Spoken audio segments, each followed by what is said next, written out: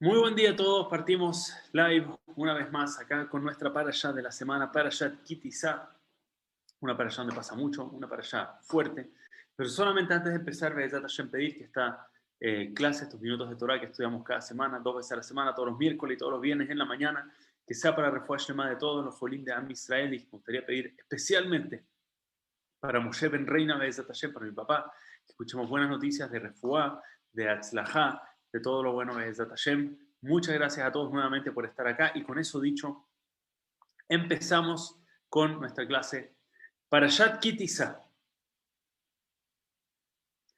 Parashat Kitizá es una de las parashiot más fuertes de la Torá. La parashá del pecado del becerro de oro. Hasta ahora iba todo bien, desde la salida de Egipto iba todo bien, iba todo perfecto hasta esta parashá, donde Moshe Rabbeinu sube a recibir la Torá, sube a recibir los lujot, las tablas de la ley.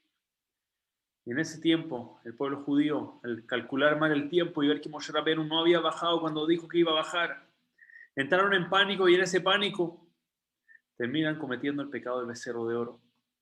Moshe Rabbeinu cuando baja destruye las tablas de la ley, perdemos las tablas de la ley. En ese momento no eran iguales las segundas a las primeras eran únicas, esas no volvieron a existir de nuevo, quedaron solamente los escombros. Y obviamente hay que entender qué es lo que pasa, cómo puede ser. Y hay muchas explicaciones. Hoy vamos a dar una. ¿Cómo puede ser que el pueblo judío, que había pasado, había visto las plagas, había visto todas las grandezas de Hashem, los milagros de Hashem, cruzó el mar, vivieron profecía, llegaron a tener una profecía tan elevada?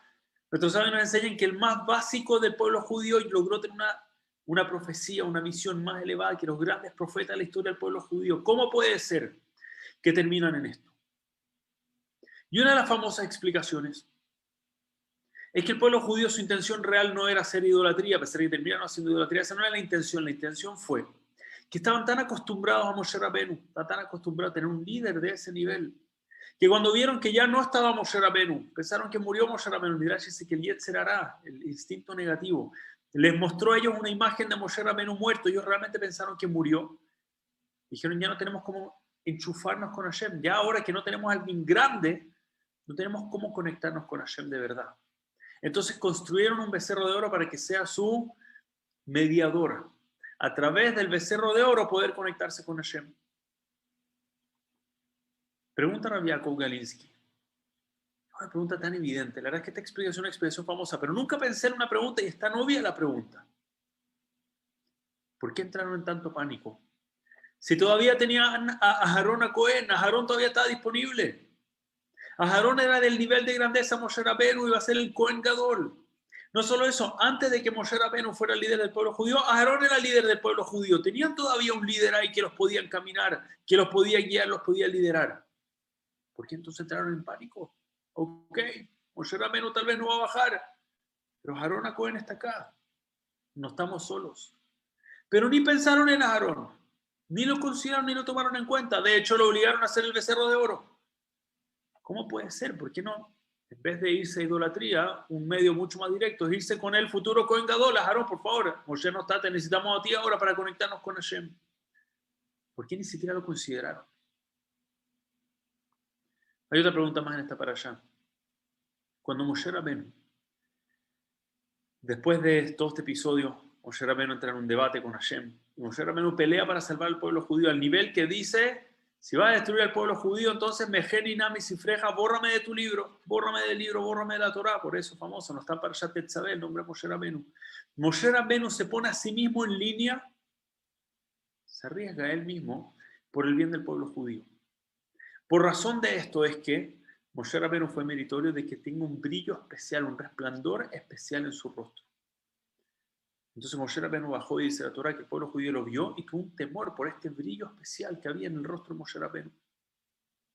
El Binah Leitim entonces explica que Moshe Rabbeinu por esto se cubría el rostro y se lo destapaba.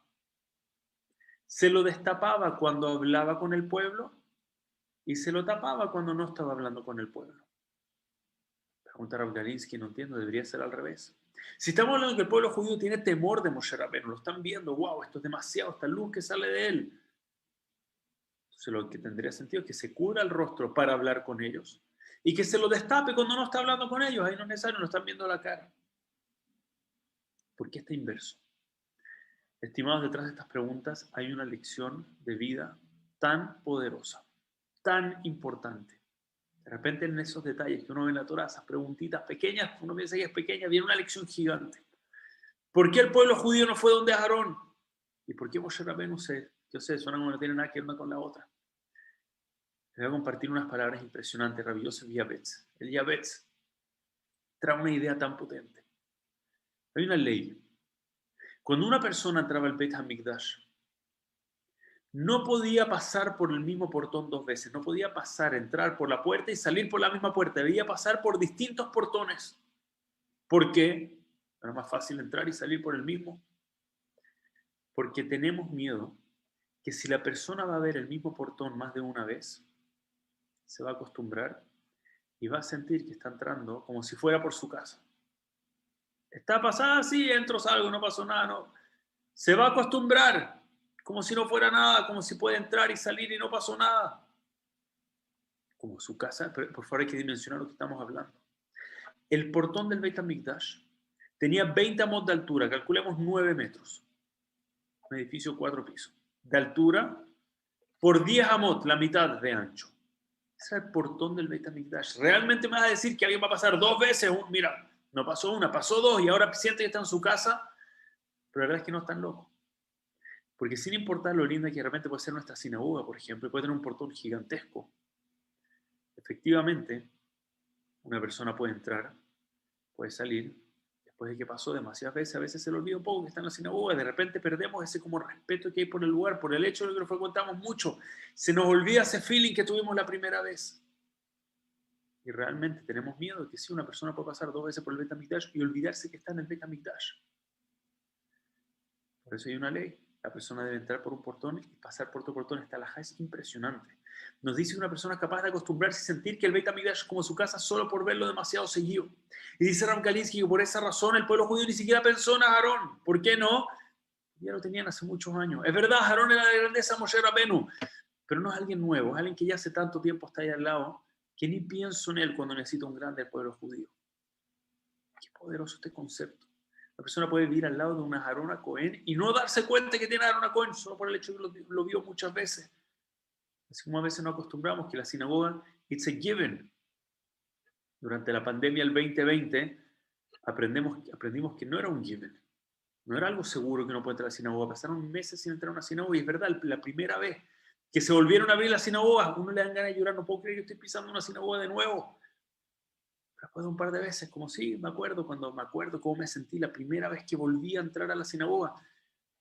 Pero ahora cada vez que entramos, el mismo lugar, un lugar de santidad, un lugar que nos debería dar ese sentimiento, wow, qué mérito poder estar dentro de una sinagoga. Por eso la persona no pasa dos veces por el portón del Beit HaMikdash y por eso el pueblo judío no puede sentir ni consideraron a Aarón como el potencial líder para seguir guiándolos después Moshe Rabbeinu, pero no era una novedad, no era alguien nuevo, era alguien al que ya estaban acostumbrados. Y es por esta razón que Moshe Rabbeinu se cubría el rostro. Uno entendería, ¿no? Se cubría el rostro para evitar que el pueblo judío le tenga este como temor y respeto. Decían, no, Moshe Rabbeinu sentía que era correcto que le tengan ese sentimiento a un líder de ese nivel del pueblo judío.